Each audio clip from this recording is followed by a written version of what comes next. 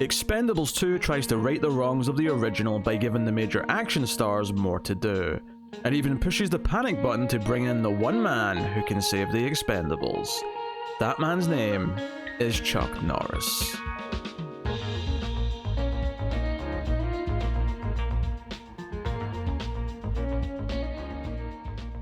Welcome everyone to the Collector's Cut. I am Peter, and joining me as always is my brother in arms, David. I've been called that, but I have mellowed. Not by much. This is a movie podcast. We work through franchises and actor and director filmographies, things like that. We are going through the Expendables franchise on the build up to the fourth one coming out. And we did Expendables 1 last time, so it's time for the Expendables 2. We'll start spoiler free as we always do, and we'll give you warning before we go into the spoilers. Not that there's a lot in a movie like this, but there's a few key plot beats that we'll just avoid talking about. So we've got everyone back pretty much from the last one. We have some more faces thrown in, some big faces at that actually. So we'll get into that. But yeah, Expendables are back. We weren't super hot in the first film. It was kind of a misfire and didn't live up to what it could be. So we came into Expendables 2 with the hope that things had improved, and we'll see how it goes. So, David, how did you feel about Expendables 2? So you remember we mentioned last movie that the only Expendables movie I watched was Expendables 3? Uh-huh. I was mistaken. I thought it was 3. It was actually this one. I had seen really this funny one before. Yeah, I don't know how I really made that mistake, because it was part of the only reason I watched it, even partially, was because it was part of a double billing with Dark Knight Rises, which was obviously not 2014. Yeah, 2012. So, yeah, it'd have been this one. Yeah, not sure how I quite made that mistake, but regardless, in going through and watching this movie, I'll just be honest, I didn't remember a damn thing. The only reason that I knew I'd seen this before is that there are 2 moments that are played for comedy beats, which are total spoilers, so I won't say it, that jogged my memory, that said, oh, hey, this is a movie that you've seen before. Beyond that, totally fresh viewing, practically. So, with that in mind, what did I think? I think that this movie is a lot more fun than the first one. I think that it is going through and it is actually playing up some of those over-the-top tropes that we were hoping for in the last movie. That being said, I think the plot and specifically the villain are significantly weaker in terms of how much I really care about them. I think that its story is just so bare bones. It may as well just be an anthology of here's all the wacky adventures they got up to on their way to this city. So yeah, a lot weaker in a lot of ways, but a lot funnier in other ways. Yeah, I have to disagree with one key point you made there. The villain? It's not that it's good, but there's 2 things that stick out to me. The first movie was guilty of just having too many villain scenes that did nothing. This did not do that. There's actually, they keep it to the bare minimum. You only see him a few times where he's absolutely need to set up the few plot points that need to be set up, and that's it. And number 2, Jean-Claude Van Damme is far more entertaining to watch than Eric Roberts in a business suit. So I think the villain is exponentially better than the last one. I think that the villain is great. I think the weakness comes into the relation to the heroes. Because like you're saying, there's only a few scenes, and therefore it feels like the heroes and all the people they run into are saying, this villain guy is so bad, but I never get that feeling because I never see the villain like doing these things.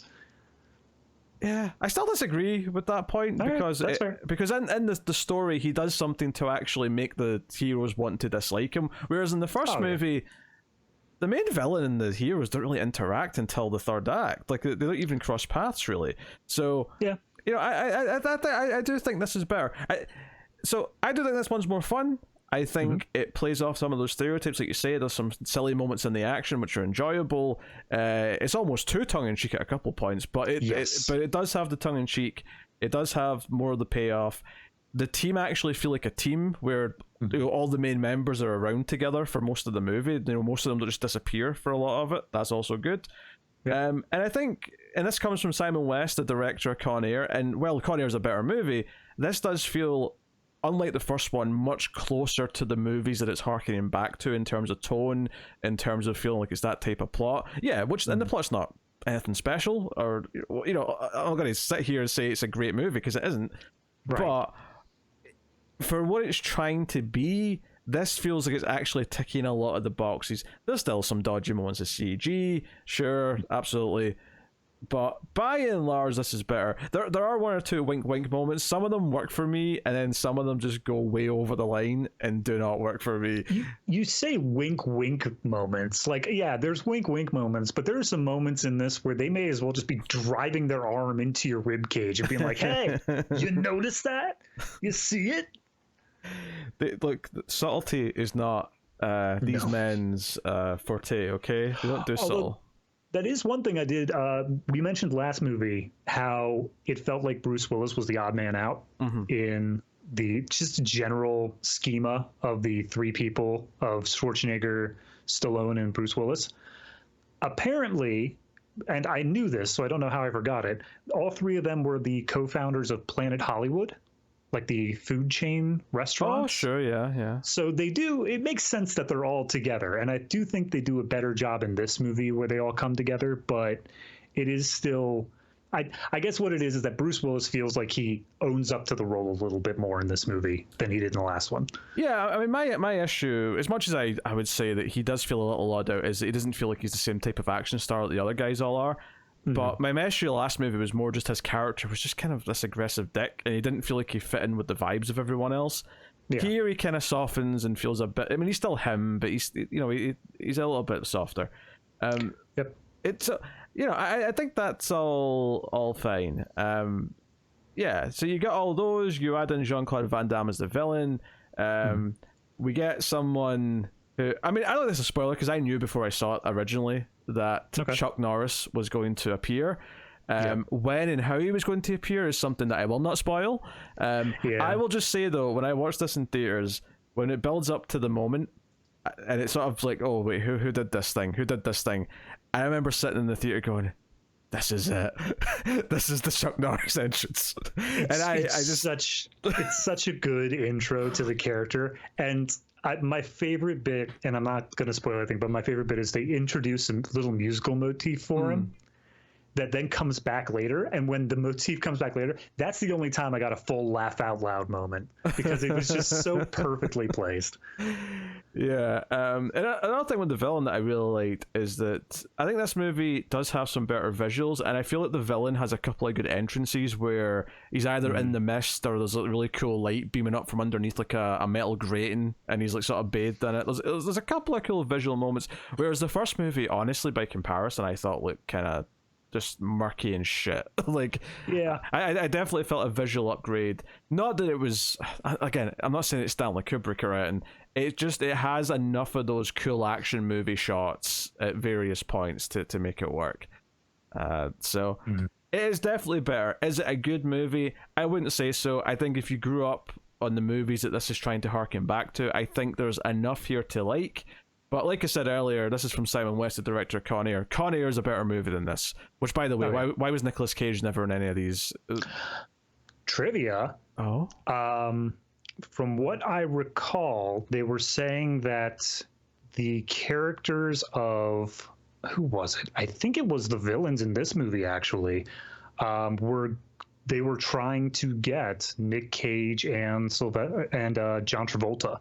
Oh, really? To both come in. I believe that was that, and it was just a matter of they couldn't get everybody's scheduling lined up. Okay. So I mean, there's a lot of people to juggle. It's one thing I actually noticed in this. There's a couple of times with, say, Arnold, and it's not a big deal. It's not super intrusive, but there's a couple of moments that he's there where it's just a close up, and you sort of like just assume, oh, it's because they filmed the close up separately because he's there for some of the group stuff. Don't get me wrong, there are definitely moments when everyone's there together, but there's some little inserts elsewhere that you're like, they just got this on its own and just kind of used a body double nail it, and that's fine. Anyway, the point I was getting to though is that I don't think this is better than any of the prime examples of the movies that it's harkening back to. You know, Commando was better than this. Your Rambo sequels. I'm saying Rambo sequels rather than First Blood, because First Blood doesn't really belong in that lineage. It's not an action film. But the Rambo sequels, at least most of them, like all the movies that this is kind of harkening back to, the fun Arnold movies, the fun Stallone movies, the fun Van Damme movies. Like, you know, look at, I don't know, something like what's that Universal Soldier? Sure. I was thinking more like the way I did with Wesley Snipes. But most of those movies, I mean, there's some that are definitely worse than this, but most of those good ones that you remember fondly are better than this. But I do think this is a better attempt at hey, let's have a nostalgia, dumb fun action movie that kind of harkens back to those. Yeah. I think this succeeds at that about at least as well as this franchise has up until this point. Who knows? Maybe 4 is going to, you know, set a new standard. 4 is just going to be a shot-for-shot remake of Commando, but with all the normal cast. Do you know what I think's interesting about it? Is that 4 is coming post-nostalgia sequel boom, and all these movies, which are definitely dealing in nostalgia, were before the nostalgia formula had been kind of... So I'm very curious as to how 4 is going to feel in a post-Force Awakens, post-Terminator Dark Fate, post-Jurassic World, post-Ghostbusters Afterlife world. I'm really curious. Yeah. Well, it's especially strange because if you view it from the lens of these people all getting together is kind of their own little nostalgia thing. Yeah, because it's another decade. Them trying to get back their glory days and whatnot. It's weird that we're getting a nostalgia sequel to what is essentially just an entire nostalgia franchise. Yep. So, I don't know. It's going to be a weird one for sure. And the guys who were the old stars in this were already pretty old at this point. And now it's another decade, and sadly, like Bruce Willis has had to retire from acting because he's got, he's ill. Some of them just aren't able to do it anymore. I mean, we talked about Dolph Lundgren last week. He's been told he's got a few years left to live. So, and he's in the movie, so we were going to get to see him. But it's interesting that because they were kind of making jokes in this because there's like a young guy, Liam Hemsworth is the other like new character who's on the team, and they keep making comments about how he's young and he can run much faster than everyone else.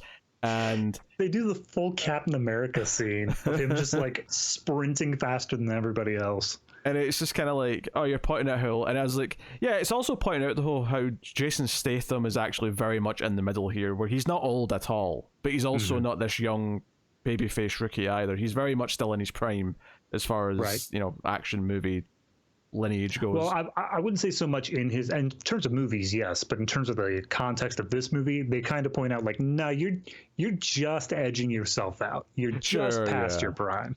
Yeah, they say that in the movie, but I think in real life it's a bit more. Because he's still doing stuff with the Meg. We have Sylvester Stallone in his 70s doing Expendables 4. You can be an action hero until you're dead in today's Hollywood. But that's the thing. Well, what's Jason Statham now in like Expendables 4? Because he's still not as old as Stallone was in the first couple. I bet he isn't.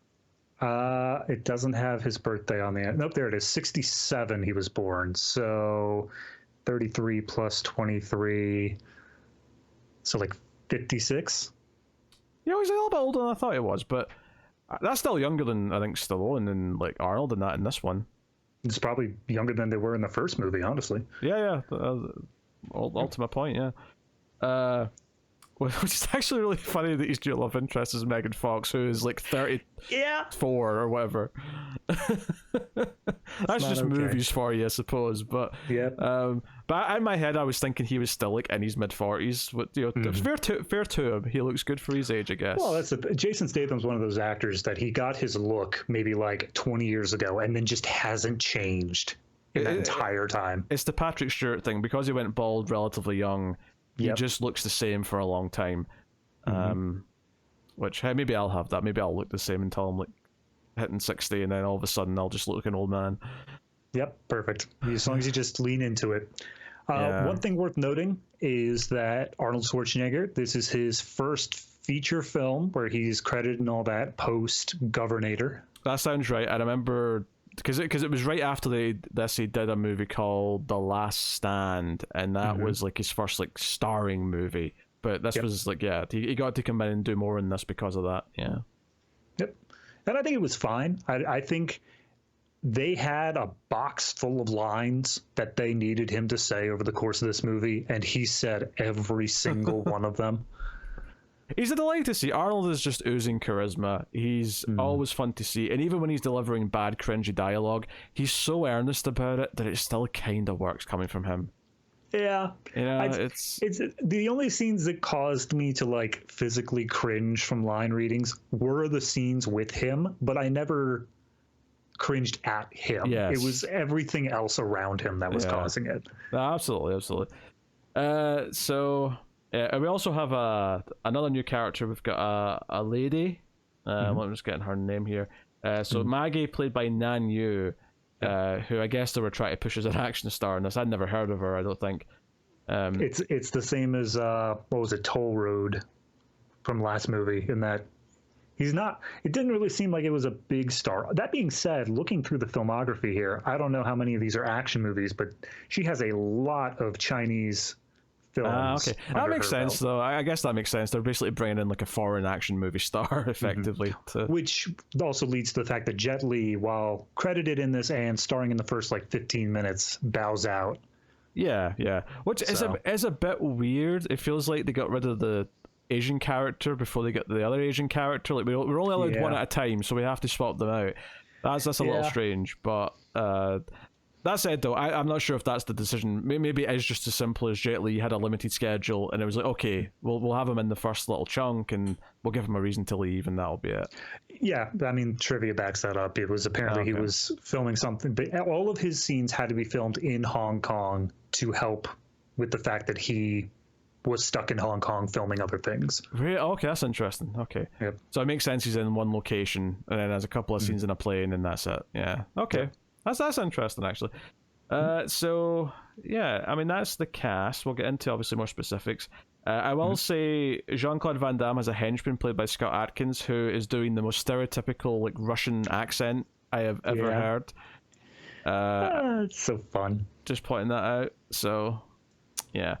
But, yeah, so, I mean, as far as anything else, Scott, I don't know if there's anything else you want to talk about before we get to spoilers? The only thing that I just clicked on Scott Adkins is that he was the big fat guy from John Wick 4. I think I knew that, actually. Yeah, I remember his name. I did not. Now that I'm seeing that, that's blowing my mind that these two are the same character. That's incredible. Well, not same character. There's a different universe. Same actor. No, after this movie, he became a Russian mob boss. Imagine the Expendables in the John Wick universe. You could have a movie where they're all hunting John Wick, and John Wick's just taking them all down. That'd be fantastic. The problem being is it would definitively end the Expendables franchise because they would all be dead. Oh dear. Anywho, yeah. So that's just the spoilers. We'll get into it. For Expendables 2, the movie opens with the movie effectively opens with what I thought the first movie should have opened with, which is them having like a mission where you see them all in action and doing fun stuff. That's effectively what it is. We see there's like a man who's in prison. He's handcuffed. He's got a hood over his head, and I remember seeing this and going, okay, who's under the hood? Like I was like, because there's so many big faces that are going to be in this. I was like, okay, this has to be someone like that we're going to know. It's the fact that there's two men handcuffed in this room. One of them is unmasked and is just nobody. Like, he doesn't matter. He's in the background. But the fact there is one masked man, you're like, well, clearly this has to be somebody big. Yeah, and it turns out to be Arnold. And it does, like, it's like a nice little feeling of relief when the hood comes off and it's Arnold. And you're like, okay. Now we're comfortable, and it's like a mission statement. It's like they're apologizing for he was only in one scene in the last one, and he's still a small role in this relatively. Don't get me wrong, but they're saying, look, he's going to pop up. You know, we're setting him up here so he can come back later on. They specifically point out the fact because he is in this universe, he's already built as this rival. Yes. Like extraction agent sort of thing. As he gets picked up by the Expendables, he's like, I really hate the fact that I owe you one.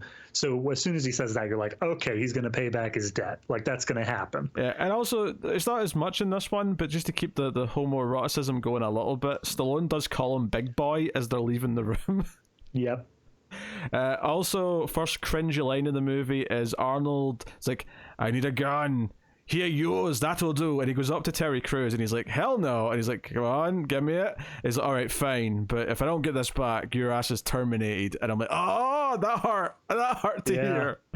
Again, it's just one of those things where it's like they had a box full of lines that they had to make references to, and that was one of them. Mind you, you already hit on it, of the back line and its multiple variations.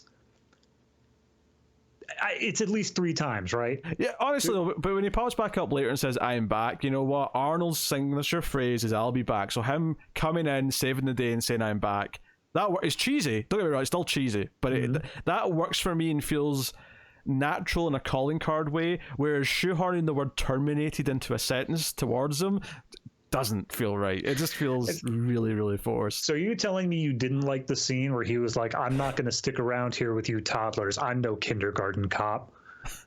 And left? I wish he said that. He didn't say that, but I wish he said that. Yeah. So on the path to get to Arnold, though, like, they actually let Jet Li be Jet Li for a minute, because that was one of the things in the first movies. He never really got to show off the fact that he's Jet Li. Here, he ends up in a knife fight. Well, the bad guys have knives, he has frying pans, but it's a fun scene, you know. It's creative in the way that a Jet Li fight scene should feel like. Meanwhile, Stallone's setting off a motorbike up a ramp into a helicopter to take that down.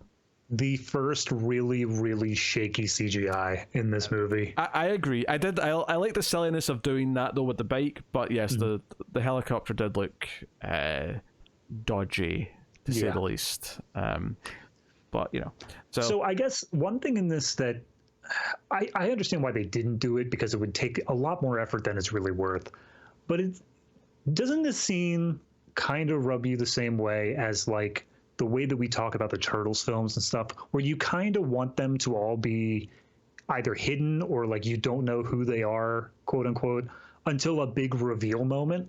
Because for me, the fact that as they're driving over this hill, they just one by one say, here's our cast of characters, before they actually do anything big, kind of pulls that punch a little bit. Yeah, I think the music and seeing the trucks come in is a fine moment, but yeah, the way it just cuts to all of them in like their seats as they're coming towards them is a little bit strange. Like, I feel like they could have made a bigger moment out of like someone looking through binoculars and seeing these trucks coming like in the distance and being like, there's someone coming. You know, kind of like, you know how in like the second Avengers movie at the start, someone's like, hold them off, and like, but they're the Avengers. You could have almost had like the equivalent of like, okay, we need to fight these guys off, and like, but they're the Expendables. You know, you could have done something. Yeah. Well, it's just especially weird for me because they knew how much of an impact that kind of moment had, because they did it with Arnold. Yes, like, they know, put your character, don't let him be revealed until something happens, and then you get that extra little pop off. And it doesn't have to be as, like, obviously with Arnold, he's a genuine, big, nice surprise to see. Yeah. It doesn't have to be as much as that, but I get what you're saying, more of an introduction to when you know, maybe have them all in silhouette or something, and then they walk out of the light, whatever it may be, Even just not zooming in on the trucks. You just have 3 trucks coming in. You don't know who's inside of them until something explodes, and then you get to see who they are. Yeah. So yeah, scene is pretty solid enough. The chase that comes after is not as good, but it's fine for what it is. They're chasing through the jungle, eventually out of the water. We're introduced to Liam Hemsworth character Billy, who's a sniper. He's the young recruit on the team. And can we just say his introduction scene? Because I thought this was silly but fun. This was one of those moments where I've seen this in at least 2 other movies, so it's not unique to this. But yes, it's just Stallone and Jason Statham are held at gunpoint. They're surrounded by bad guys, and Stallone puts out the finger gun, and then he sort of like motions to shoot a bunch of people in the exact same way he does it when he's actually got a pistol in his hand. He does the little spin move, and Liam Hemsworth snipes everyone from a distance, and then it cuts to him, and that's where you see him for the first time. But that's the which. Correct me if I'm wrong. They'd never, like last film, none of the people were actually snipers. Everyone had their own thing, but they didn't have a sniper in the group. So it kind of does feel like he's filling in a role in the group that seems like should have been there the whole time. Yeah, it feels like they should have like an explosives expert, a hacker, you know, like there's a variety of roles. Well, obviously, you're not going to have a hacker, but everyone else, like, you know, you got Statham's the blades expert, and I honestly think Terry Crews is the demo guy. I think that he's the explosives. So, yeah, he likes to ruin your hearing with his big loud shotgun. And then you have Toll Road, the the guy with the ear. yeah, the guy with the ear. Perfect. In fact, at one point later on, when Dolph Lundgren's going to set off an explosion, he just says, "Cover your ear," and it's just it's far more subtle than all the other jokes. So I just kind of like it. Yeah, it's probably the most subtle line they have in this movie. Yeah. So we have a whole thing where the plane's in the water and they're trying to take off in time to clear a thing. There's a lot of like artillery drills. You see explosions in the water as they're driving through. So on. Yeah, it's important to notice that the actual goal here that they went in was there was a billionaire who was abducted. That was the second man who was handcuffed with Arnold. Yeah. So at this point, Arnold has just pissed off. He's gone to find his own group of guys. He's not with them anymore. Well, yeah, but they're rescuing the billionaire. I got the impression that because Arnold was here to save this guy as well, but Arnold, because he needed saved, I think he's given him up. He's like, okay, this is your bounty, effectively, because you know, I clearly failed. You saved my ass. Here you go. I think the line there was, well, it seems we have some scheduling issues. Yes. Because both of them were assigned to grab this guy. Was it just me? I felt like Stallone was playing the character different in this movie. He felt like he was being less edgy. Yeah. I mean, there's one scene much later on where he's introducing the gang to like a group of villagers where he seems to be actually trying to play just straight diplomat. Where, yeah, it does feel like he's significantly less edgy than he was in the last film, because Barney Ross from the last film was far more like push your buttons, get a reaction sort of guy. I wonder if that's something that maybe came from him directing and starring himself, and maybe it's a little bit different when you've got someone else directing saying, hey, maybe this isn't the right tone for this scene, or maybe, you know, I wonder if it maybe comes from that.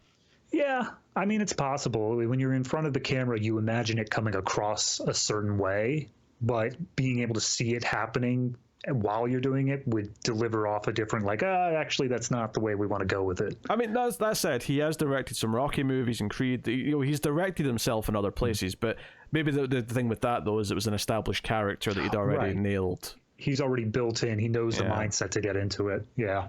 Yeah, well, just curious that. So they make their day and escape. Jet Li takes the billionaire and parachutes out the plane.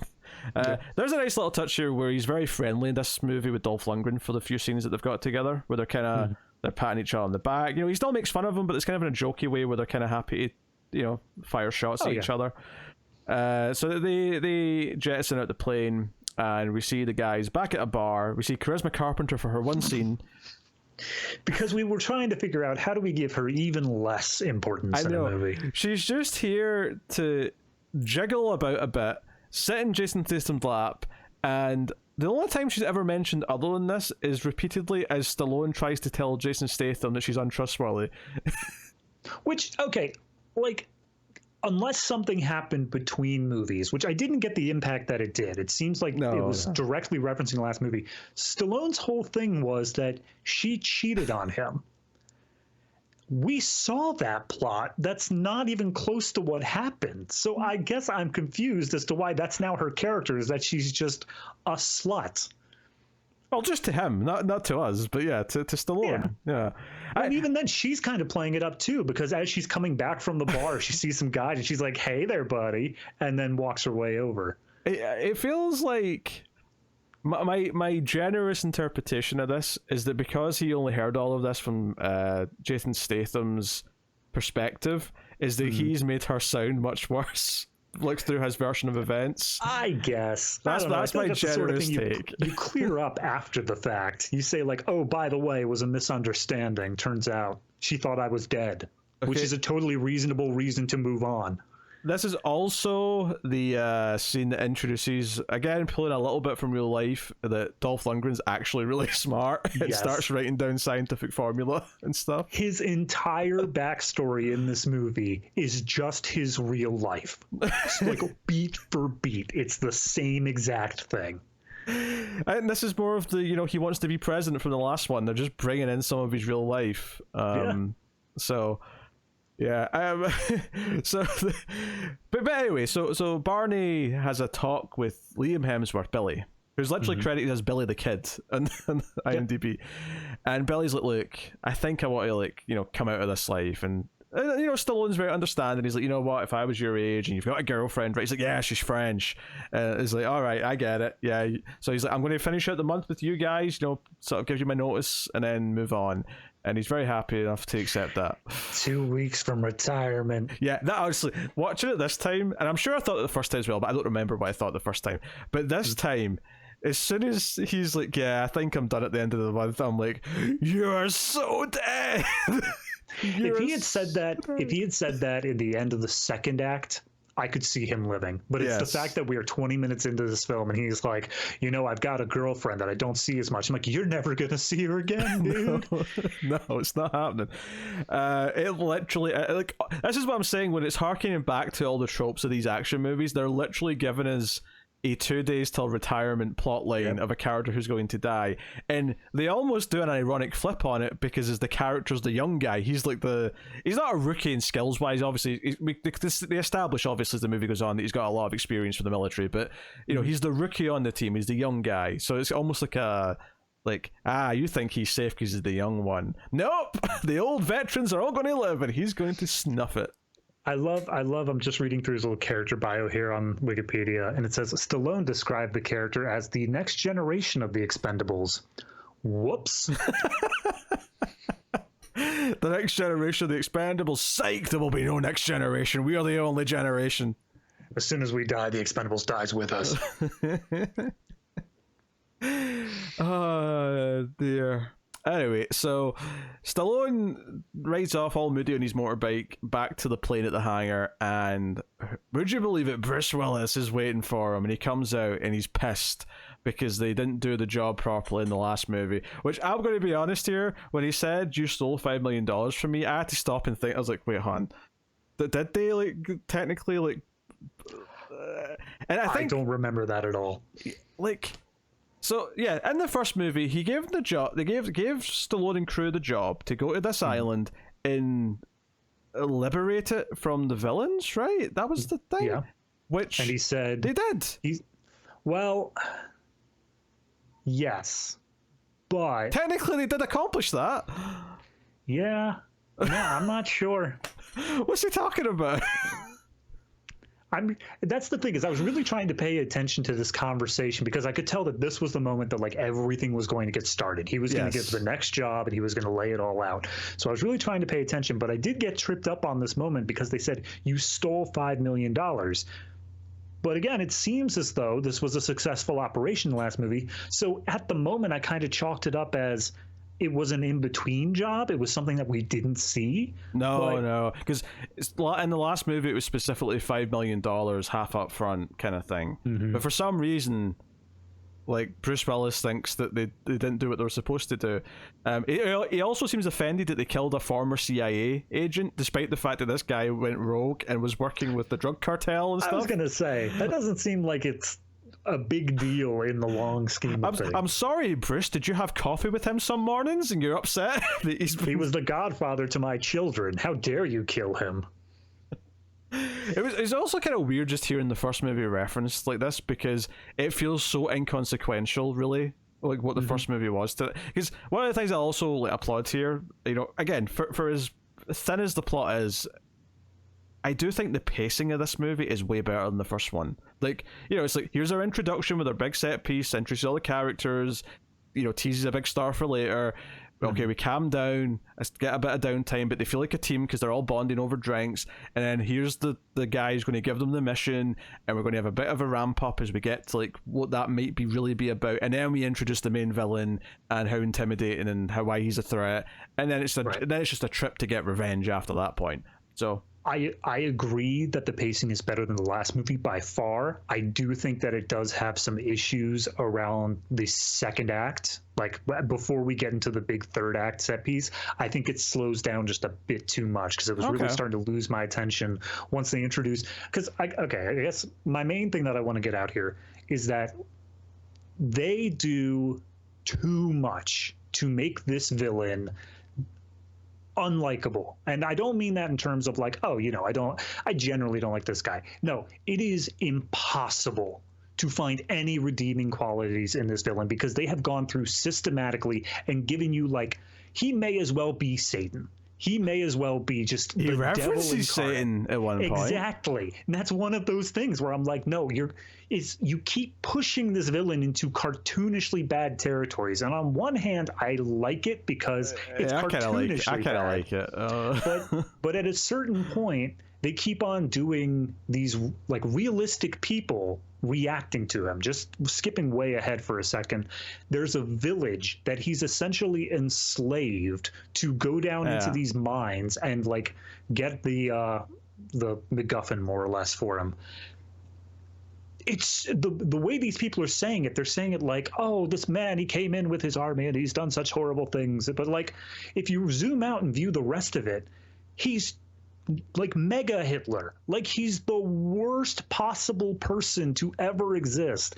And I think that by the time it hits that point, I'm viewing him less as, oh, here's a guy that can actually be punched and kicked into submission, and more so just a force of nature that when we do get to that final fight scene, it can't possibly live up to it. I don't know. This felt like typical bad guy action movie stuff to me. I guess. I don't know. It felt right. It might be a thing that, like I said, I never grew up with like those 80s action films. Maybe I'm just not attuned to it properly. Don't get me wrong, he is comically evil. I'm not disputing that, but that just feels normal to me in this type of movie. Fair enough. So yeah, they're given this job, which is to go to this plane that's crashed and get something out of a safe. They're not told what it is, but we find out later. It's basically like a little mini computer that has they have specifically, Church says, hey, you have to take this woman with you. You have to take Maggie. Yeah, this safe like changes its code every like 2 minutes, and you have to have someone who can hack it in 2 minutes. So here's your hacker. And Stallone gets all sexist and is like, I ain't taking a woman into the battlefield, blah, blah, blah. And he's like, she's military ready, okay? She could take care of herself. She's going. So we get a scene where he meets her. And then we don't even get a scene where he tells the rest of the team that they have to go on this mission till he sort of, square things off with Church, because somehow they took his money last movie and didn't deliver on the job. And I can't fathom how that is true, but okay. Nah, yeah. So they go find the plane. This is where we get some of the, like, Liam Hemsworth can run fast. In fact, Stallone makes a DC Comics reference. Oh, that's right, he does. Yeah, because Statham's saying, I could beat him in a race if I tried. He's like, on you go, Flash. I was like, this Stallone, you nerd. I love it. Which I also love, there's a little ongoing joke that they drop, I think, after this scene, but they keep on having Lacey, the girlfriend of Jason Statham, calling him up as he's on the mission, and he keeps on answering the call. Which, actually, now you mentioned that, they kind of set this up in the first movie when he got that text right at the start. Yeah, that's true. And they never did anything with it. And it's almost like they were writing the script for the second one and went, wait a minute, we forgot to do it with that. Wait, crap, Jesus. Quick, pick up that thread. Oh, yeah. It's a little running gag in this. So it sets all this stuff up. They have him go, up to a point to like snipe from a distance and keep guard. And they go to this plane, and we get like a little, scene where they try to make it tense. There's this like metal snapping door that's shut. So you've got Terry Crews and Stallone holding it open with their bare hands, and they're really struggling to hold it open. The safe's going to destruct if she can't get this hacked within the 2 minutes or whatever it is. And she's, so it's that countdown moment, but she gets it just in time, and whatever. But it's when they come out where the real meat of the movie starts, because they end up getting the mist, and there's like obviously a group of guys, and like Van Damme's like there with his hands up, and it's very intimidating. They've got Billy, with his hands tied, he's been beaten up. And this is where we get our introduction. It's this whole standoff where he wants the device from the safe, and Stallone is willing to give it to him because he doesn't want Billy to die. And I mean, you say that it takes 2 full minutes to get to that point of him saying, like, we're not going to give it up. We're not giving up our guns. And he's like, I'm going to kill the kid. And to be fair, Billy keeps yelling, don't do it. Don't give out your gun. It's not about me. He that's what he's saying. I love that scene specifically for the fact that he keeps on telling them to let him die, and they keep on giving it up. And every time there's like one point after they say like, yeah, no, we'll hand over the case, that he literally just is like, ugh. Like, he is upset with the fact of like, just let me die, guys, for God's sakes. We all know we're getting there. Just do it already. I think the scene works well enough though. Like the actual tension ramp up's pretty solid. They do a thing here where Jason Statham's the one to go and hand off the device because they want to set up that he's got a rival so he can have a big fight in the third act. But that's all this is for. It's just so that he's got like a one-on-one nemesis for later on in the movie. So the henchman, the Atkins character, he goes over to him to hand him the device, but Statham intentionally drops it on the ground and kicks it to him and tells him to pick it up. But then Atkins is like, no, you pick that up. You pick that up and hand it to me. And it's a whole tense moment, and Stallone says, do it Christmas. He's like, all right then. So he does it, but it's a whole thing where they set up this tense moment just so that they have a one-on-one fight later in the movie. And this was playing out, so this was not a first-time viewing thing. This was a second-time viewing where I'm like, because I knew it was building up to Van Damme killing the kid, but I'm like, I feel like it involves a kick. It's a kick. Of course it does. He does a kick thing. He doesn't just stab him or shoot him. He does a kick thing. And sure enough, he has Adkins hold the knife in front of Billy's chest, and then he spin kicks the knife into his chest. It's glorious. This is the moment where I'm like, yes, Expendables, you've become the movie I want. This is the shit I want. I'll fully agree on that. The moment, because even without having watched a even mild collection of Van Damme movies, I knew about the spin kick. Like, I know that's his thing. So the moment that he takes the extra effort to spin kick this knife into this kid's chest, just chef's kiss. Good job. You did it. Yeah, and obviously, they're different. Well, as far as we know, we don't really know where Tommy Wiseau's from. But there was one line of dialogue where he sounded a lot like Tommy Wiseau, and I'm like, okay, there's a little bit of a... Obviously, Van Damme's a much more charismatic and charming presence as an actor, but there was just one line that sounded a little Tommy Wiseau, and I went, oh. Every once in a while, the emphasis is wrong, but it's interesting to say the least. Though I do want to point out, we don't learn his name in this scene. We learn it a few scenes later. But can I just, in talking about how this man is the most cartoonish villain of all time. His name is obviously Good Goodson, right? No. Hero Man. No. Yeah. Good man. Nah. His name is literally Villain. No, it's Villain. It's Villain, yeah. Villain, which is totally different. I was looking through the IMDb cast list as this movie started, and I see Jean-Claude Van Damme, Villain. And I'm like, well, that's weird. Is he just not named in the movie? And then they revealed, no, his name is Jean Villain. And I'm like, oh, that's better. Thanks, movie. 10 out of 10. I'm not going to disagree. It's fine, but it's so cartoonish. Like, that seems like a first draft thing you put in as a joke, and it just somehow stuck the whole way through. They didn't have a second draft of this. Are you kidding me? They had to have a second draft because once they learned they had Arnold Schwarzenegger being able to stick around, they had to jam in all those lines. Okay, but they drafted some scenes again. They didn't do the whole thing again. That's fair. Come on. So Billy's dead. They give him like a little funeral. They read a note he had on him, which was a note to his girlfriend in case he didn't live or whatever. And they're all very sad. And I always remembered this from watching the movie the first time, is when Jason Statham at the end of the funeral scene turns and says, "Okay, what's the plan?" And the camera tracks in still, and he's like, "Find him, track him, kill him," and it just cuts to like the plane or whatever, and I'm like, yeah, all right, let's do it. So it's basically just them tracking him down, and so the thing had coordinates. The MacGuffin had coordinates for this mine that was abandoned by the Soviets at the end of the Cold War. I never quite caught what country. It was Eastern Europe somewhere, but I never quite caught what country we were in for all this stuff. At some point they make their way into Bulgaria, so I'm assuming that it was just all Bulgaria. Okay. All right, that's fair enough. Yep. So there's a mine, and yes, he's basically forced all of this local village, all the men in this local village have been drafted in to work in this mines like they're prisoners. And Scott Adkins is comically villainous because one guy's like sort of stumbles to the ground, and the other guy's like, oh, he's like really tired. Adkins just pulls out his gun and kills him on the spot and yells, "Is anybody else tired?" And so very villainous. And this, by the way, this mine, like, it's got like a cable car that's operating, and I'm like, did they put this in here Because it looks new and it's working. Is this something from this? It doesn't feel like something from like the 80s. I don't know. My main problem with this is the fact that they explicitly say, like, the mine itself, who cares? It's not about the mine. Oh yeah, it's about there's a hidden compartment in the back of this mine that has 5 tons of plutonium.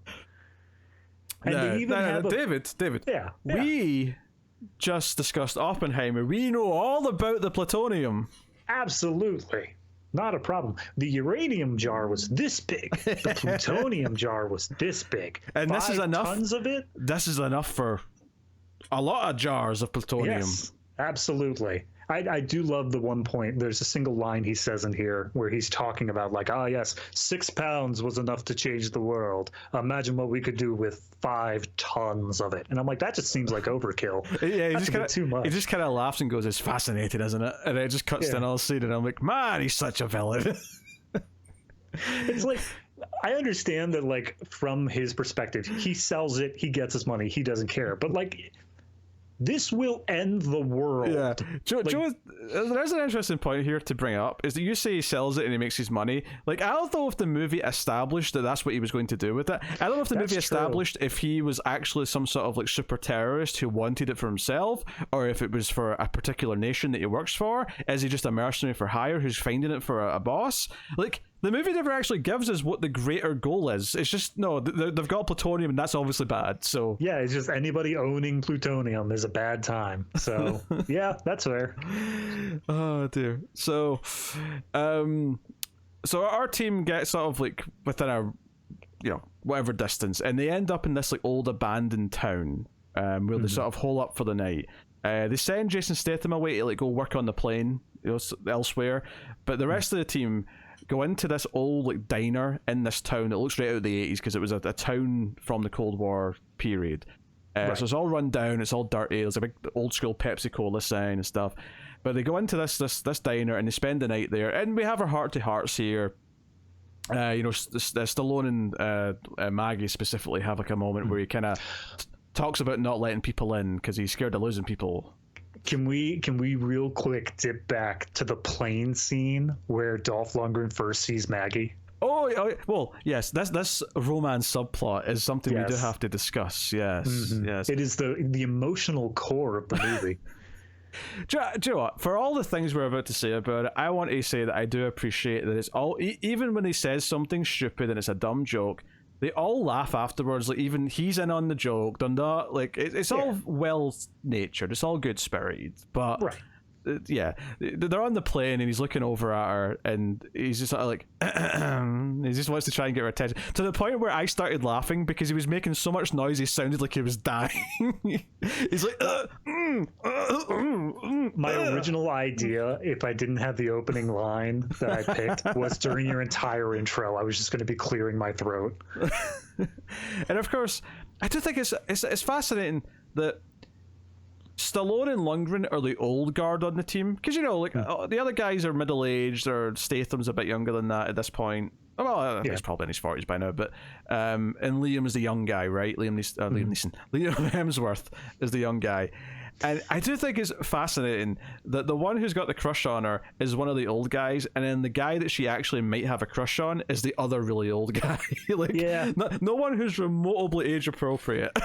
It's actually weird. If you really follow Maggie, I wouldn't say crush wise, but she manages to buddy up with like pretty much everybody there. She gets into good cahoots with them, except for Dolph Lundgren. He's the only one who's kind of just left off of that whole thing. Well, you say that, but I think like in the third act, like, you see them as a pair, like, back to back a lot, and I think the reason why the movie does that is because it's intentionally paired them together in the audience's mind, because there's this running joke of him trying to flirt. So it's like, no, but they're still side by side in arms at the end. They're still looking out for there's still so there's still kind of a through line, even if there's not like an actual we're good friends now kind of moment, right.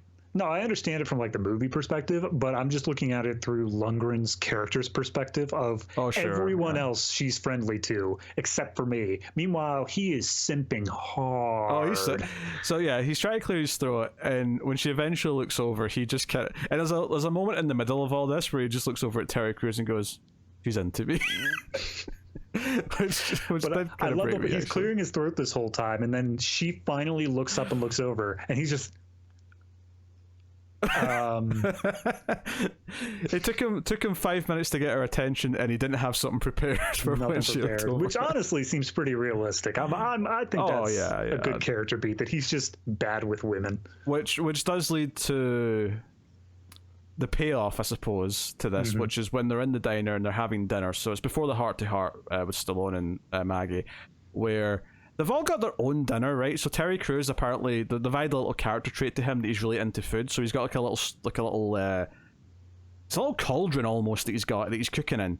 And honestly, this was a part where he started slowly morphing into my mind from Terry from Brooklyn Nine-Nine. Yeah. Like, this is something that character would do. So he's like cooking away. I think Couture's just eating a bar or something, he's eating out a packet and he's saying it's shit. That's what he's doing.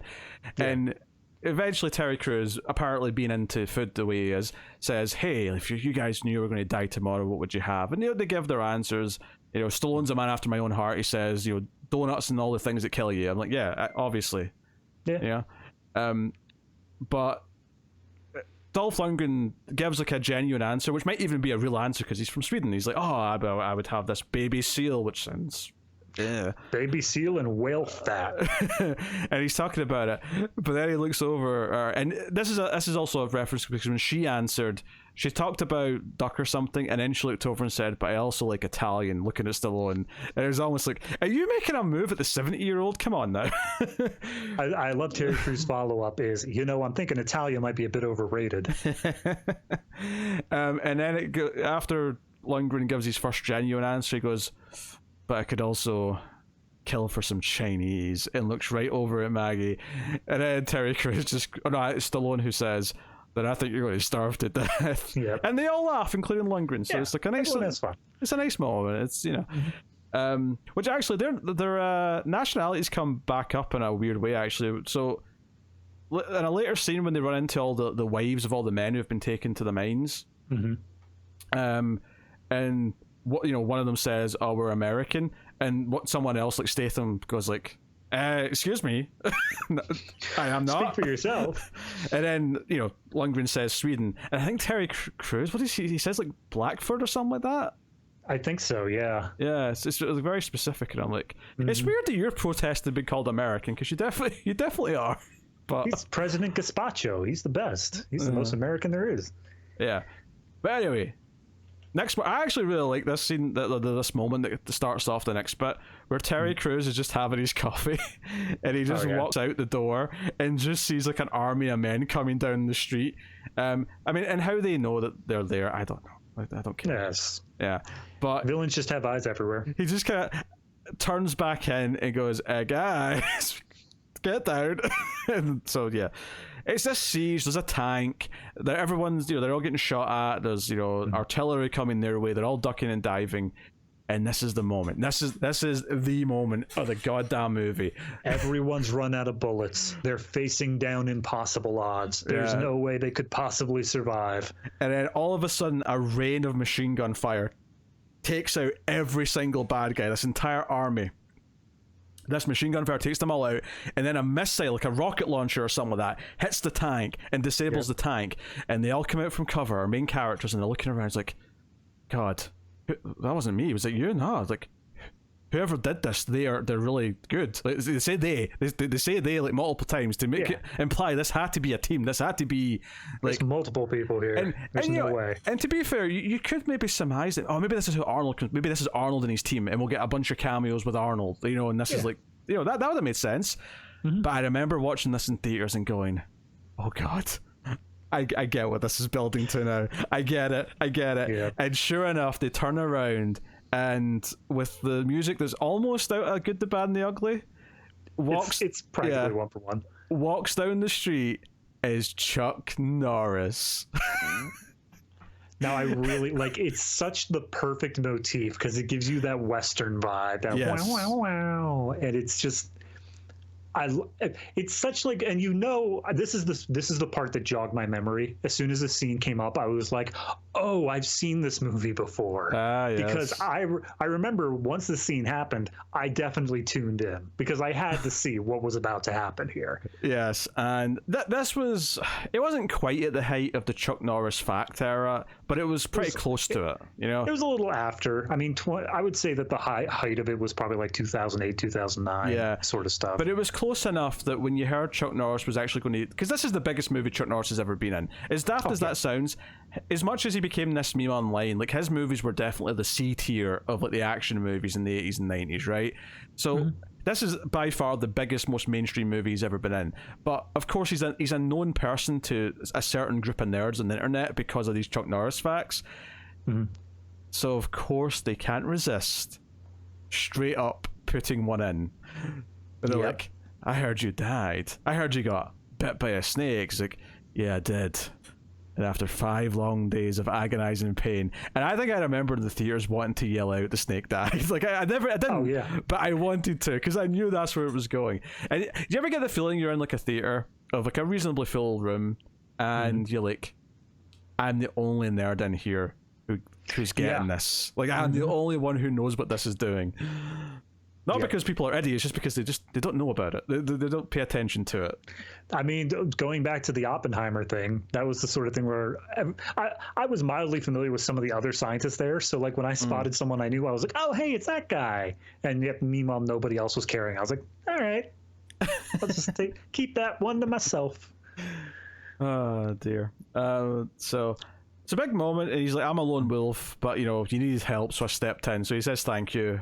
And goes on his way. Obviously, he does pop back up in the third act. It'd have been a shame if he didn't, but of course he does. I do love the little trivia here is that Stallone basically reached out to him after it was confirmed he was in the movie, said, look, we're going to put in one of your Chuck Norris facts. You get to pick which one. Ah, that's nice. So him and his wife sat down and they basically combed the internet and looked for their favorite one. Oh, that's good. Do you have a favorite? I mean, the Cobra one sticks out, but I would say I've got a few that come to mind, but the Cobra one's all right. It's been so long, though. That's the issue. Oh, no, I remember. Okay, Chuck Norris can slam a revolving door. Chuck Norris secretly has sex with everyone on the planet once a month. That's why they have periods. All right. Because they bleed, because he's so intense. Yeah, no, I got you. Chuck Norris once got an erection lying face down and struck oil. Chuck Norris once had sex in a truck. That truck, we now know that truck is Optimus Prime. Wow. Chuck Norris jumped in a pool. The water didn't get... he didn't get wet. The water got Chuck Norris. I like it. Don't get me wrong. I remember going through these. I remember this being a major part of meme culture. There's there's tons more, but these are the ones that, for whatever reason, have. And actually, do you know what my favorite one is? They once named a street after Chuck Norris, but they had to change it after a series of deaths because you see, no one crosses Chuck Norris and lives. Wow, that is a good one. That's my favorite. I think that's my favorite. Yeah, that's fair. I'll pull one open and look at it when I'm not listening to you here. See if I can find one for the end. Anyway, so they go on to this village, and this is all the wives, and they're basically hiding all their sons because they sort of like lured guys in by promising good pay at first, and then they just took the next batch. They just kidnapped the third batch, and all that's left, like men-wise, are the children, basically, as teenagers and like young boys. Which earlier on we did have Elaine say, the men are slowing down. Go get the women and children. Yeah, like, so we're we know going they're to use all everybody. Yeah. So the Expendables were here just in time. What I thought was weird about this, so there's a bit of a standoff where the women aren't hitting anything because they're not trained to use their guns. And when they have like their actual conversation about what's going on, Stallone weirdly kind of says, like, we've got our own business with a bad guy, and all I could think was like, but you going and killing the bad guy will also solve their problem, so why don't you just tell them that you're just tell them that you're about to go solve it. Like, I don't see why you're sort of giving them this bad news. And it's especially weird because as soon as they walk outside, Statham's like, are we really not going to help them? And then immediately Stallone goes, you know what, I've got a plan. And then we see the scene where this group of bad guys comes to the village and the Expendables just kill them all. There's more to it than that, but that like it happens instantly. So Yeah. So why did we have the scene where Stallone says, "No, sorry, we're too busy"? I think it's solely for the purpose of because when you say that they help and kill all the bad guys, they do a little thing where it looks like nobody's around to save them, and the bad guys just go in. So I feel like it's only for that cheap little pop off of, because I mean, I'll give full credit here. I love Jason Statham's line in this scene. That was in the trailer. It's him wearing that like sort of priest cloak and saying, I now pronounce you man and knife. That was like the big thing at the start of the trailer for this. I remember it playing back in the day. Yeah. I mean, I enjoyed it. I think it was a good intro to the fight scene. But in terms of the larger structure, it doesn't really make much sense as to why they didn't just say, hey, look, we're going to go kill these guys. So you're not, like, even if they come to pick you up, we're still going, like, you're not going to get there. We're going to take them out before you get there. So no worries. So sure enough, they go after the bad guys. But would you believe it? They've just got all the plutonium. They've got it on trucks. They're getting ready to leave. Yeah. Because of their like tank guns and stuff that they've got at the front of the one bridge that leads into this mine. Stallone's plan is to fly their plane into the tunnel, completely cutting off the wings as he does. And that's how they're going to get in, and we get a bit of an action scene. There's not much to it though. The bad guys get away with the plutonium, and they've set charges, and it actually caves them in. So Stallone, like the Expendables, and all of these men that were held there captive are all trapped behind the rubble, and they can't get out. And so we get like a downbeat moment where, and I actually do like this. I think the pacing, if there's going to be a critique of it, is probably the scene with the women where they, like, we have this extra action scene where we could have just came straight here. But I do think this downbeat moment where we get a little bit of comedy of like Dolph Lundgren trying to make an explosive, I thought it was all right. This is where I think it could have, like I said, this was the problem I had with the pacing right around this section. And I think that the problem I had with this scene, especially following up the last one, is that this scene, the only thing that everyone's trapped in this mine, and you say it's a downbeat moment, and it is in the fact of they're unable to make forward progress at this moment, but they don't do anything with it. There's no moment of introspection here. There's no moment where they take this breather and allow character development to happen. The only thing they do is this jokey moment where he goes around trying to make a bomb to get them out. What I think would have been a better moment here is if you cut the whole village scene, you could then use these miners as an emotional like crux of them saying like, oh, you know, I've got my wife and children at home, or here's the reason I volunteered to do this in the first place. And it's just kind of adding a voice to these nameless figures that are in this mine. I think it could have really added a more of an emotional point where the Expendables, yes, they're doing this for revenge against what happened to Billy, but I think they could use this to get it into a larger point overall. And they kind of did that with the village scene as well. But you still aren't specifically showing the people that are being rescued. You're showing the people that are impacted otherwise, you know? Yeah. I think it's a minor pacing blip if it is one. Yeah. It's not because it doesn't last that long ultimately. You know, right after the failed explosive, the big digger thing comes through and Arnold pops his head out and says, I'm back. Right. But, you know, huge pop. Apparently, the musical choice right after he says "I'm back" is the first 4 notes of the Terminator. I noticed that. Yeah, it's basically just a drum beat. It's just dun dun dun dun. But legally, not enough of it to be a problem copyright wise. I feel like with how many lines they're pulling, they had to run a bunch of things by legal. I'm sure they did. Maybe they did some alternate takes just in case they had to change some. Don't know. Yeah. So Bruce Willis shows up. Right? So they're leaving. All of the wives and husbands are being reunited. So it's a happy moment for all those characters. And Bruce Willis shows up. And I will admit, like, I don't really know why Bruce Willis is getting involved here, really, other than that he wants the plutonium, I guess.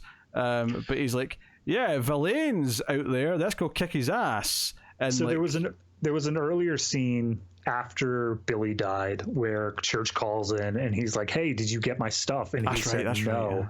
And Church just starts ripping into him, saying how, oh, you've ruined this, blah, blah, blah.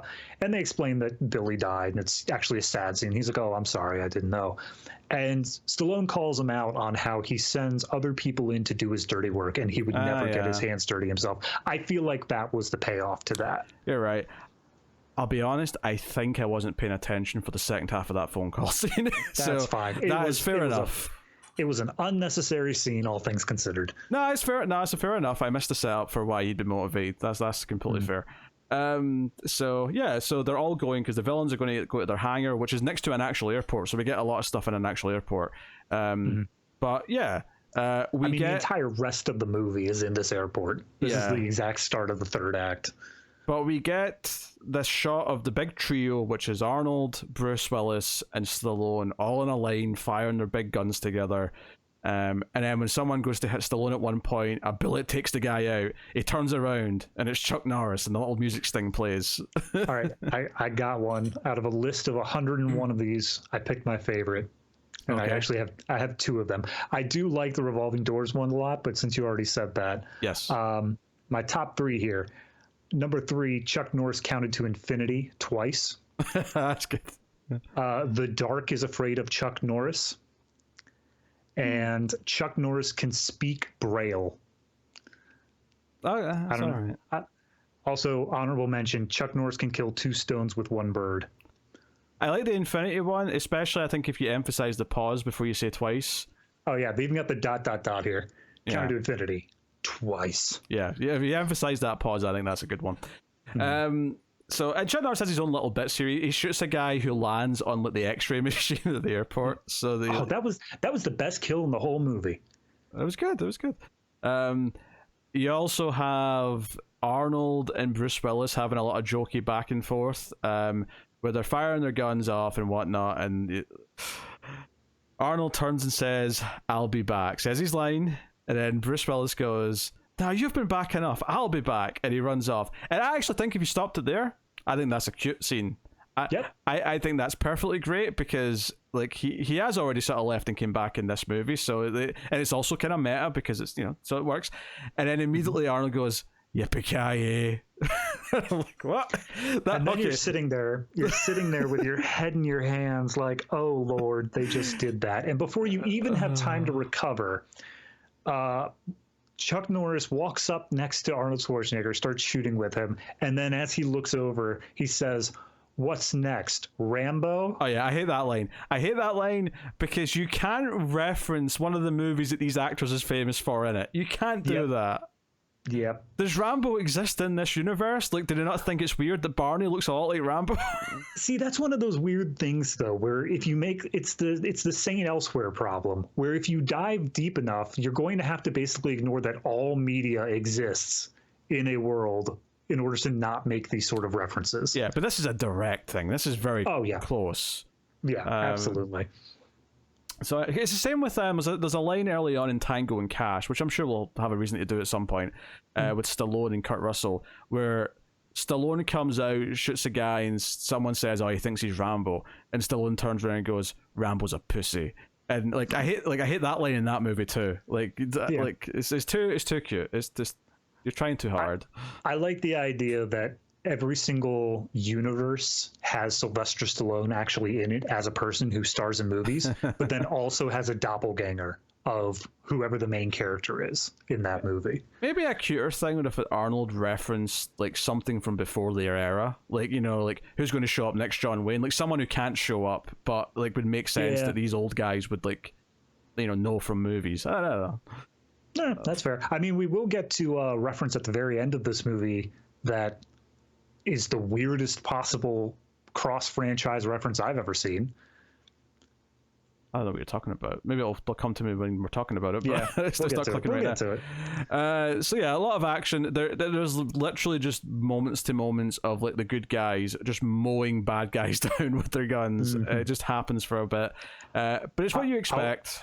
I'll put out trivia at least says final body count 482 people in this movie, and I think at least half of them are in this scene. Yeah, that makes sense. Because I mean, yeah, when Bruce Willis comes back, he's got the little car, and Arnold gets in, and they're both just like shooting their machine guns outside the broken off doors of this little car. I was gonna say Arnold gets in the car, undersells that. He rips off the door off, and then Bruce Willis feels emasculated, so he kicks off the other door, so he's not left out. Which it's weird because you would think that this would be a kind of like, a promotional thing for the car. I'm assuming that they paid to be in this movie. So it's weird the fact they'd be like, yeah, no, you could just rip our doors off. That's just a feature we have. Honestly, I think this would have worked way better if Bruce Willis tried to kick the door off and couldn't, and it's just selling that Arnold's like superhumanly strong compared to everyone else. Yeah, you think Bruce Willis would let the trinity of those three all have to be equal at all times. Yeah, the egos are too much. I know.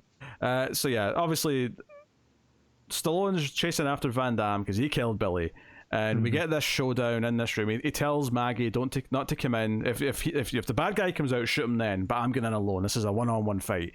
And yeah, he gets this great entrance, Van Damme, where he's walking out and the light's beaming up from this underneath this walkway, and he's like, "I'm out of bullets, but you want to kill me like a man, right? Not a sheep." And he throws down his guns, and of course Barney takes off his belts and guns, and it's the reverse suit up scene. Yeah.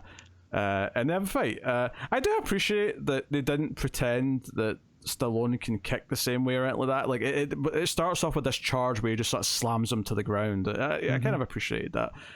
I do. I like how he goes through this entire long thing of Stallone just beating the ever-loving crap out of Van Damme. And then all it takes for Van Damme to get the upper hand is a single headbutt and a spin kick. And then he's down on the ground. And it kind of just sells, just for a moment, that, yeah, he may not be, the most skilled fighter, but he has one or two moves and he has tenacity where he's not going to really be easy to knock down. Yeah, Van Damme's got a couple of good lines, actually, because he gets Stallone down at one point and he's like, is this it? I've had my money's worth. I can't do it. That was a terrible Van Damme voice. I'm not even going to try to do it myself, but I agree. That's kind of what he sounds like. I said he sounded like Tommy Wiseau once or twice. Maybe I should just do my Tommy Wiseau voice. Yeah, that would fit. Just more serious. Yes. I wanted my money's worth. No, it doesn't work out. No, that's worse. Go with what you had.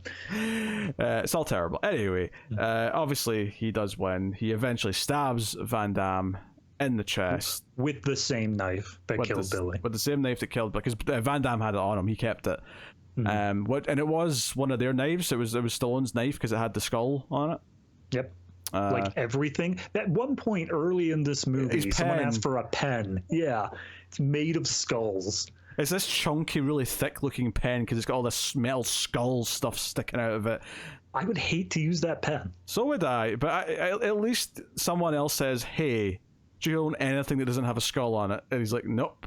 Oh, all right, fair enough. That's just my thing. Fair enough. I'll roll with it. So everyone says all the big stars say their goodbyes. Arnold and Bruce Willis have a couple of lines. Maggie's going off with them. It is worth noting that he has a little canvas bag, and he's like, "Hey, yeah, I beat Vilade." And Schwarzenegger says, "Where's the proof?" And he just flips over this bag that's bloody, and he says, "Heads up." Take your canvas bags. Take your canvas bags. Take your canvas bags to the supermarket. It's a song about using canvas bags instead of plastic ones every time for the environment. I'm pretty sure that's a UK only thing because I have no idea what you're talking about. It's a British singer/comedian who did it. Gotcha. But as soon as you said canvas bag, all I could hear in my head was that song. Sorry. Yeah. Bit over the top, a bit extreme, but nice, as they put it. So she goes off with them. I don't think she's back in the third one. So I don't think so either. But I mean, that's going to be their running thing. Is no female character can outlast one movie.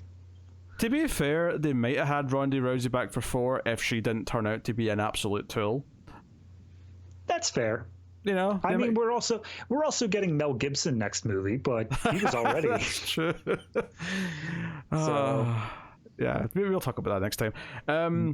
So yeah, last scene of the movie is just the regular gang on the plane drinking to Billy, which comes after a scene in Paris where you see Billy's girlfriend get a big box of cash in the letter that he left for her. Yep. So she got some inheritance effectively. Yeah, I was gonna say some hazard pay. Yeah. So the one line that got me was that because their plane was destroyed, Church gifts Barney a new plane and says, "Here you go. This is my gift to you." And it's just this crappy old biplane, like it barely looks like it could fly. And he specifically says, "That belongs in a museum." Oh yeah, of course. Yes, he does.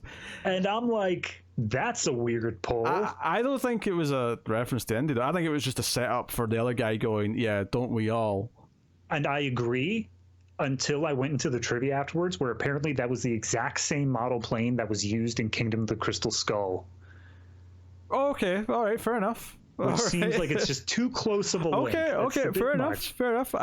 It did stick out to me as sounding like an Indiana Jones line, but I took it as just set up for the other line. But fair enough, that feels very specific to not do something with. So fair enough. We did gloss over as well Statham having his fight with the Adkins character, who does have a fun death actually. He gets punched into the back propeller of a helicopter, so his head gets cut off. I like it. I mean, that was straight up Indiana Jones as well. It was just more bloody. Yeah, you just see more of it. Yeah. No, I enjoyed that death. That was good. Also, now I'm thinking about it, there was a random scene in the middle where they go looking for information. This is before they get to the rundown town, I think, where they go to a bar for information. Yeah, that's right. That had nothing to do except to make Maggie the group's torture person, which I didn't think you really needed someone who knew torture. Yeah, obviously the purpose of the scene from a plot perspective is to just so they've got a direction to go in, but honestly you could have just given them a line of dialogue that told them where to go and just cut that scene out. It could just be church saying, "Hey, if you're going to go after him, we got intel saying he's that way." Despite all that, there's only a couple of little pacing blips like that where I'd cut, because it is still only an hour 40, hour 45. I think the pacing's actually really good. I think it knows it's a dumb movie. It just sort of plays into it. Some of the lines are a bit too cringy, but for the most part, it feels like it's got it's got its finger on the pulse of what it's trying to be, whereas the first movie didn't. The first movie felt like it was aiming for one thing, but the tone was off to doing another thing, and then what the audience wanted was in this third place. Here it felt like things were at least, the Venn diagram was a lot more aligned. Maybe not completely, but a lot more aligned.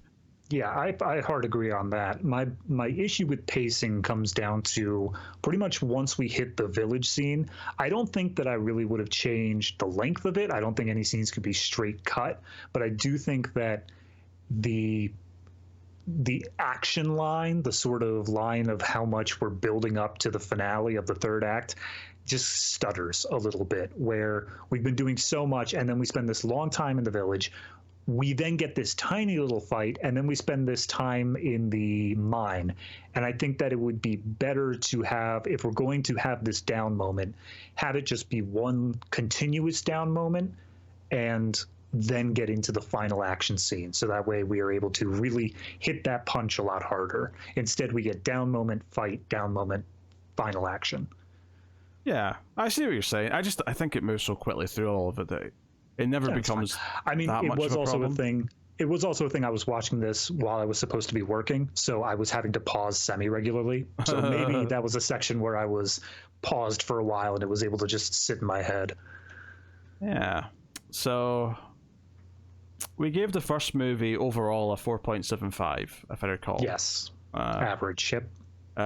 So I'm curious to see where we land up with this one. So what are you rating Expendables 2? I mean, obviously better than the last one.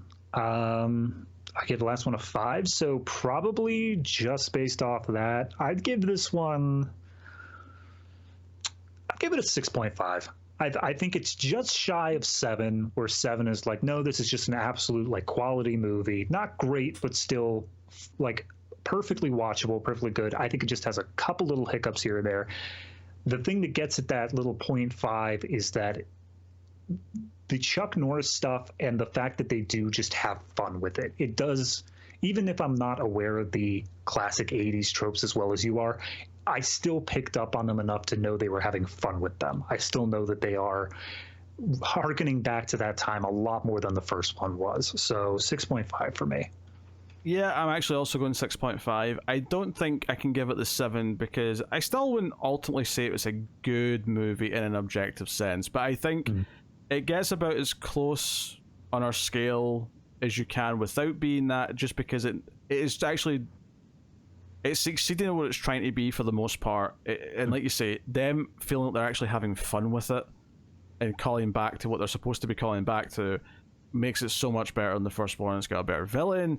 It's got, you know, the action's still not amazing, but it does have more memorable moments, and the characters though feel like they're having more fun, and you know, all that stuff. So yeah, plus you get to see, you know, the big stars that are cameos do more. They're actually involved a little bit, and at least in the third act. So that's nice to see too. So it's one of those things though where I'm looking at least the trilogy, the first 3, and they always have the last names on the poster. Yeah, I can't even imagine how they're going to try to balance the next movie.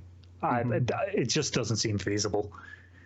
Yeah, because the next one, I don't remember a whole lot about it, but I remember there's like an entire team of young. So they did Billy in this one. The next one has like an entire team of like 4 or 5 young people, including Ronda Rousey and some other people. So we'll see how that works. The one notable thing getting into the third one that I'll mention, and this was like a sort of warning sign getting in, is that the studio insisted that it was PG-13.